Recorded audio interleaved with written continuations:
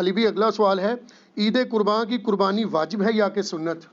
عید قربان کی قربانی جو ہے آلموسٹ امت میں اتفاق ہے کہ یہ سنت موقدہ ہے، واجب نہیں ہے۔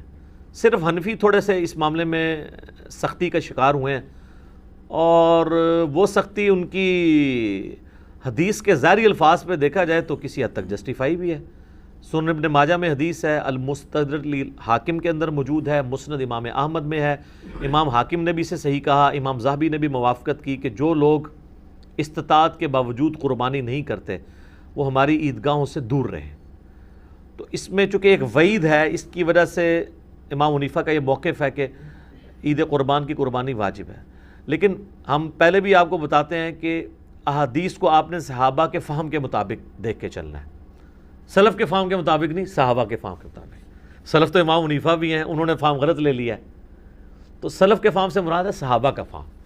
صحابہ کا فہم یہ ہے کہ مصنف عبد الرزاق میں اور سنن الکبریٰ البیہقی کے اندر موجود ہے کہ سیدنا ابو بکر اور عمر رضی اللہ عنہما بعض اوقات جان بوجھ کے عید قربان کی قربانی چھوڑ دیا کرتے تھے تاکہ لوگ اسے واجب نہ سمجھ لیں۔ تو عید قربان کی قربانی سنت ہے، واجب نہیں۔ اہل تشیع کے ہاں بھی یہ سنت ہے، واجب نہیں ہے۔ رہا احادیث میں سے یہ ایک حدیث ہے، اس حدیث کے اوپر بھی ہر صحت پہ اختلاف ہے، بہرحال آلموسٹ حسن درجے کی تو یہ بن ہی جاتی ہے روایت۔ تو وہ ہے نبی علیہ السلام نے ترغیب دلانے کے لیے، جیسے کئی ایک موقعوں پہ آپ علیہ السلام کا جس طرح فرمان ہے کہ یہود و نصارہ کی مخالفت کرو، داڑھیوں کو رنگو، یہ ترغیب دلانے کے لیے۔ ورنہ تو اس حدیث کو روایت کرنے والے جابر بن عبداللہ اور ان سے بھی بڑھ کے مولا علی علیہ السلام نے داڑھی نہیں رنگی، سفید ہی رکھی ہے، جواز کی حد تک یہ مطلب جائز ہے۔ تو یہ واجبیت کے درجے میں نہیں ہے، سنت کے درجے میں ہے۔ لیکن جس شخص کو اللہ تعالیٰ نے استطاعت دی ہے اسے ضرور قربانی کرنی چاہیے۔ میں یہ باتیں اس لیے نہیں کہہ رہا، اللہ کا شکر ہے کہ میں نے یعنی جب سے اس اعتبار سے صاحب استطاعت ہوں کہ میں نے خود سے کمانا شروع کیا ہے، یعنی 15 سال سے زیادہ ہو چکے ہیں، تو میری تو کسی سال میں بھی قربانی مس نہیں ہوئی ہے۔ نبی علیہ السلام نے بڑے اہتمام کے ساتھ کی ہے، حتیٰ کہ آپ صحیح مسلم میں جو آپ کے آخری حج کی حدیث ہے 2950، جس میں آپ کا فرمان ہے کہ میں اپنے بعد تم میں وہ چیز چھوڑ کے جا رہا ہوں جسے مضبوطی سے پکڑ لو گے کبھی گمراہ نہیں ہوگے، وہ اللہ کی کتاب ہے۔ مسلم میں صرف اللہ کی کتاب کا ذکر ہے۔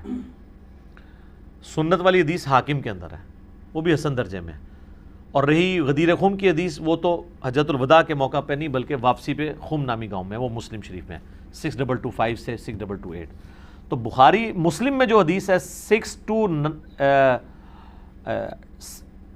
2950 2950 جابر بن عبداللہ سے، وہ بڑی رکت انگیز حدیث ہے۔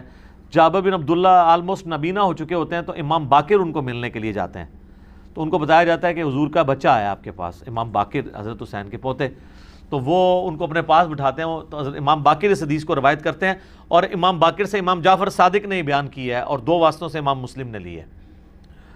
تو امام باقر کہتے ہیں کہ جابر بن عبداللہ میرے یہ سامنے کے بٹن کھولتے ہیں اور میرے سینے پہ یوں ہاتھ رکھتے ہیں اور کہتے ہیں تم میرے نبی کے بیٹے ہو، تم مجھ سے جو پوچھنا چاہتے ہو پوچھو۔ تو وہ کہتے ہیں میں آپ سے پوچھنے آیا ہوں کہ نبی علیہ السلام نے حج کس طرح کیا تھا۔ تو وہ حج کی آلموسٹ 7-8 صفحوں پہ لمبی حدیث ہے، مسلم شریف میں 2950 اور مشکات میں دوسری جلد میں حج کے چیپٹر میں پہلی حدیث ہی ہے نبی علیہ السلام کے حج پہ۔ یہ امام باقر نے روایت کی ہے، ان سے امام جعفر نے سنی ہے، اور پھر بعد میں 2 واسطوں سے امام مسلم نے لی ہے۔ اس میں الفاظ ہیں کہ یمن سے نبی علیہ السلام نے 100 اونٹ منگوائے حجۃ الوداع کے موقع پر، 63 اونٹ آپ نے اپنے مبارک ہاتھوں سے نہر کیے ایک حج کے موقع پہ، 63 اونٹ، اور یہ حضور اپنی طرف سے کر رہے ہیں، اور باقی 37 جو ہیں وہ مولا علی کو کہا کہ تم نے کرنے ہیں۔ تو 63 میں اشارہ تھا کہ آپ کی چونکہ زندگی مبارک کے 63 سال ہیں، آپ نے پورے سال ایک سال کی قربانی ایک ہی دفعہ کی ہے۔ اور اس کے بعد جابر بن عبداللہ کہتے ہیں کہ جب وہ 100 کے 100 اونٹ نہر ہو گئے تو نبی علیہ السلام نے حکم دیا کہ ہر اونٹ میں سے ایک ایک بوٹی لی جائے، اور وہ ساری 100 کی 100 بوٹیاں ایک دیگ میں ڈال کے پکائی گئیں، ہر ایک جانور سے ایک بوٹی لے کے۔ اور پھر جابر بن عبداللہ کہتے ہیں کہ مولا علی نے اور نبی علیہ السلام نے ایک دسترخوان پہ بیٹھ کے تناول فرمایا۔ ٹھیک ہے جی، تو وہ پوری کی پوری حدیث جو ہے نا بڑی رکت انگیز ہے پڑھنے والی، نبی علیہ السلام کے آخری حج کا بیان، حجۃ الوداع۔ تو اس سے بھی یہ بات پتہ چلی کہ نبی علیہ السلام نے اس سنت کا بڑا اہتمام کیا ہے، لہٰذا اس چکروں میں تو پڑھنا ہی نہیں چاہیے کہ جناب واجب ہے یا سنت ہے. بھائی سنت ہے کریں گے. البتہ یہ ٹیکنیکل بحثیں اس لیے کی جاتی ہیں جب حنفیوں کی طرف سے زیادہ ایمفسائز کیا جاتا ہے اس مسئلے کے اوپر، اور بلکہ وہ تو ایک اور سٹیپ آگے چلے جاتے ہیں. وہ کہتے ہیں گھر میں جتنے لوگ الگ سے بھی صاحب استطاعت ہیں، کسی بیوی کے پاس سونا ہے تو وہ علیحدہ سے اپنی قربانی کرے گی، فلاں کرے گی، اور وہ بہت آگے چلے جاتے ہیں. اس لیے پھر یہ بحثیں جو ہے نا وہ سٹارٹ ہو جاتی ہیں. تو یہ سنت ہی ہے، واجب نہیں ہے، لیکن سنت مؤکدہ ہے، سنت دائمہ، متواتر اور مسلسل بھی ہے. ٹھیک ہو گیا. جزاک اللہ.